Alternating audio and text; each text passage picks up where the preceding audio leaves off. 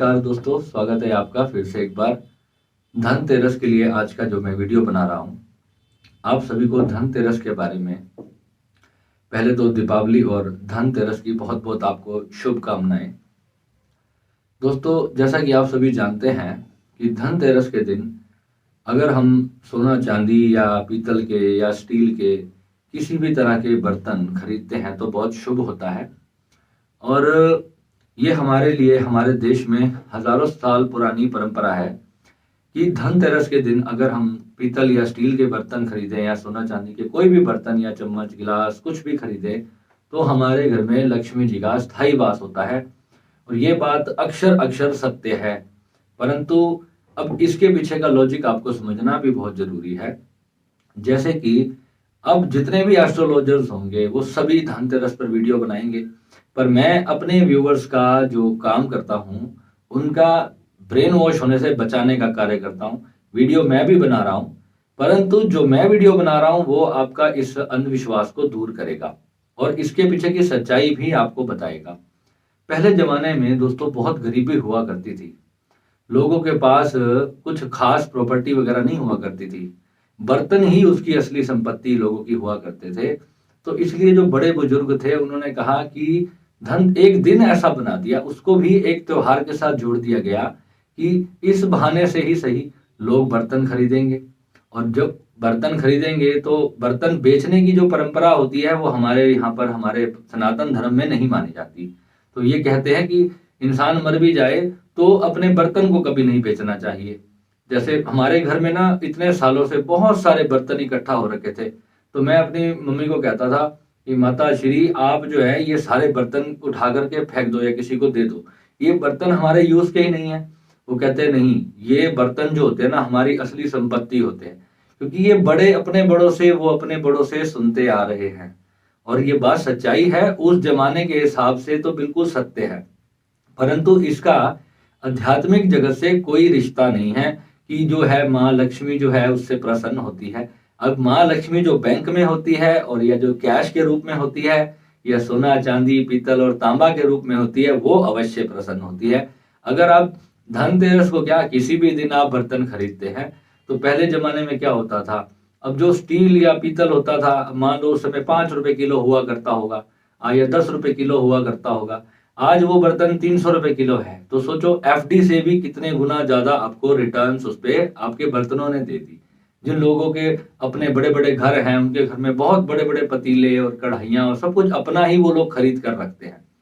तो हर त्योहार पे बर्तन हजार घर में पड़े हों फिर भी और बर्तन खरीदने का एक रिवाज चला था। वो जो ट्रेंड था वो एक माइथोलॉजी के हिसाब से जब भी किसी चीज को जोड़ा गया है हमारे धर्म में वो प्रॉपर ऑथेंटिक है। उसको जब आप उसकी बारीकी को बड़े गहराई से समझोगे तब आपको समझ आएगा कि माँ लक्ष्मी कैसे प्रसन्न होती है। माँ लक्ष्मी की पूजन तो हम दीपावली के दिन करते ही हैं, उससे हमें पॉजिटिव ऊर्जा हमारे भीतर जो संचार होती है उससे तो हमारे को बहुत कुछ प्राप्त होता है। परंतु जो एक्चुअल विधि विधान है जो ऋषियों ने दिया वह भी महालक्ष्मी का या माँ श्री आद्या शक्ति का जो एक्चुअल पूजन है, जो आध्यात्मिक पूजन है, जो भगवान ने गीता में जिसके बारे में कहा है कि अर्जुन तेरे अंदर ही हवन कुंड है और तेरे अंदर ही तुझे होम करना है, यानी आहुति भी तुझे अपने भीतर ही डालनी है। तो वो कौन सी पूजन है? वो जो पूजन है वो इस दीपावली पर हम आपको करवा रहे हैं मित्रों। आप सभी उस पूजन के लिए, उस साधना के लिए, उसको मैं पूजन भी नहीं कहूंगा, वो एक महासाधना है। और वो साधना आपको हमारे चैनल की ओर से मेरे गुरुदेव का दिया हुआ एक बहुत बड़ा वरदान आप अपने जीवन में जब करेंगे तो आपको पता चलेगा उसका लॉजिक क्या है, उसकी साइंस क्या है और माँ लक्ष्मी के साथ उसका रिलेशन क्या है, उस अनंत शक्ति के साथ उसका रिश्ता क्या है, गुरु के साथ उसका रिश्ता क्या है। तो वो जो एक्चुअल ऋषियों का ज्ञान है वो तो छुप गया, पर ये बाकी चीजें अब बर्तन वाले की तो अवश्य दीपावली में लक्ष्मी मैया प्रसन्न हो जाती है। पर आप लोग बेचारे, जो किसी के पास पता चले 10-12 हजार रुपये उसकी सैलरी है, वो धनतेरस का त्योहार मनाने के लिए 3,000 रुपए का कोई लोहे का या पीतल का और कचरा उठाकर अपने घर में ले आए तो उसका कोई लाभ नहीं है। आज की डेट में रीसेल कुछ नहीं होता है, आज की डेट में हर किसी को नया चाहिए। ये जिस जमाने की बातें थी उस जमाने के लोगों के लिए बिल्कुल सही उतरती थी, पर आज के इस जमाने में आप जितना हल्का सामान रखेंगे अपने घर में, उतनी आपके घर में सुख शांति रहेगी। नहीं तो वही बर्तन आप एक दूसरे के सिर फोड़ने में इस्तेमाल करोगे। इसलिए ज्यादा बर्तन ना रखें। जितने घर में आप लोगों, वास्तुशास्त्र इस बात को क्लियरली कहता है कि जितना कम आपके घर में सामान सामग्री होगी उतना अच्छा होता है। आप अगर ज्यादा कपड़े इकट्ठे करोगे, मेरी वाइफ को जो है ना अपने कपड़े, चप्पले और जूते ये सब इकट्ठा करने का बहुत शौक है। उसके पास वो हर दूसरे तीसरे दिन एक मार्केट से जाके एक चप्पल या जूता उठा करके ले आती है। मेरे पास गिनती के 5 हैं जो 5 साल पुराने हैं। तो ये अपने अपने शौक की बात होती है, अपनी इच्छाओं की बात होती है। परंतु अगर आप इतना सामान इकट्ठा कर लोगे अपने सर के ऊपर, तो वो आपके लिए आर्थिक तो नुकसान देगा ही, परंतु आपका जो है हर तरह से उसमें नुकसान होता है। घर में नेगेटिव एनर्जी जो है बहुत ज्यादा बनती है। अब हमारे घर में तो भगवान भोलेनाथ की चलो अपार कृपा है कि हमारे घर में जो है खूब सारी साधना होती है, तो जो है इस तरह के मैं दोष अपने घर के खुद ही दूर कर लिया करता हूँ। परंतु ऐसे बहुत सारे घरों में मैंने देखा है कि इतनी ज्यादा नेगेटिव एनर्जी से भरे हुए सामान पड़े हैं। दोस्तों, हर प्रोडक्ट का एक ऑरा होता है। अगर आप किसी रेकी हीलर से पूछेंगे तो वो आपको बताएगा, एक छोटा सा जूता भी है ना, तो उसका भी एक ऑरा है।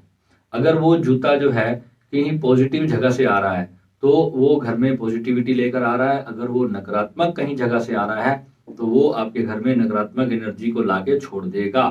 तो ये बहुत बड़ा एनर्जी का विज्ञान है। हम कोई भी चीज अपने घर में खरीद कर लाते हैं, उसको रखते हैं, उसका प्रॉपर एक स्थान होना चाहिए। आप किसी भी वास्तु कंसल्टेंट से आप बात करेंगे, वो आपको हर एक चीज का पहलू बताएगा।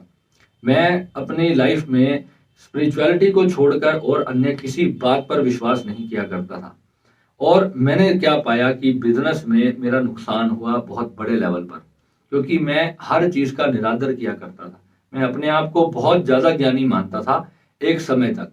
परंतु फिर जब मैंने इन सारी चीजों पर रिसर्च किया, मजबूरी में किया, I am accepting this, but जब मैंने उन सारी चीजों का अध्ययन अपने जीवन में किया, सभी एक एक ग्रहों को समझा, अपनी पूरी एस्ट्रोलॉजी को अच्छे से समझा, वास्तुशास्त्र को समझा, फेंगशुई को समझा, ये सारी चीजें जो हैं बहुत, इनके पीछे बहुत छुपा हुआ रहस्य छुपा हुआ है। जब हम इन सारी चीजों को एक प्रॉपर गाइडेंस में, एक स्पिरिचुअल गाइडेंस में करते हैं ना, तभी ये चीजें हमारे लिए कार्य करती हैं। और मैंने अपने साथ यही सेम चीजें बहुत से लोगों के ऊपर एक्सपेरिमेंट की। मैंने अपने मित्रों की बहुत मदद की इससे, और मेरे बहुत सारे दोस्तों ने इसका बहुत बड़ा लाभ उठाया है। इन सारी चीजों से आपका जीवन जो है संवरता है। तो दोस्तों, आपको धनतेरस की बहुत बहुत शुभकामनाएं। भगवान करे, मेरी दुआएं हैं आपके साथ, आपके घर में महालक्ष्मी का वास हो, आपके घर में खुशियां आए, कोई आपके घर में कभी बीमार ना पड़े, आपके घर में सदा आनंद और भोलेनाथ की कृपा रहे। मेरे जितने भी दोस्त हैं, जितने भी मित्र, मेरे रिश्तेदार, भाई, मित्र, बंधु, मेरे आध्यात्मिक जगत के बंधु, सभी के लिए मैं आज के दिन आपसे लिए बहुत दिल से अपने भोलेनाथ से प्रार्थना करता हूँ कि आप सभी के घर में महालक्ष्मी का वास हो और ये दिवाली आपके घर में बहुत बहुत खुशियां लेके आए। ठीक है दोस्तों, तो इसी प्रकार की अच्छी जानकारियां मैं आपके लिए लाता रहूंगा। जो मेरा नॉलेज है, आज मैं जाते जाते अचानक बस मैंने अपना फोन ओपन किया तो उसमें एक धनतेरस का एक नोटिफिकेशन किसी का आया हुआ था। तो मैंने कहा सुनते हैं ये क्या बता रहे हैं, पहले देखते हैं ये लोगों को क्या दे रहे हैं। तो जब मैंने देखा तो अंधविश्वास था। तो फिर मुझे लगा कि अब कुछ लोगों को तो बचाया जा ही सकता है, और जब मेरे दोस्त आगे मेरे वीडियो को लोगों तक पहुंचाएंगे तो सभी का ही अंधविश्वास खत्म होगा। ठीक है, बर्तन वाले भैया माफ करना, पर सच बताना बहुत जरूरी है, क्योंकि ये आध्यात्मिक चैनल है। यहाँ पर लोगों को अंधविश्वास से बाहर निकालने का कार्य किया जा रहा है। मैं भगवान से आपके लिए भी प्रार्थना करता हूँ कि इस धनतेरस आपके बहुत सारे बर्तन बिके। परंतु मेरे भाई, जो सच्चाई है, हमारे देश में बहुत अंधविश्वास है और इस सबको दूर करना बहुत जरूरी है। ठीक है, तो मिलते हैं अगले वीडियो में। नमः शिवाय।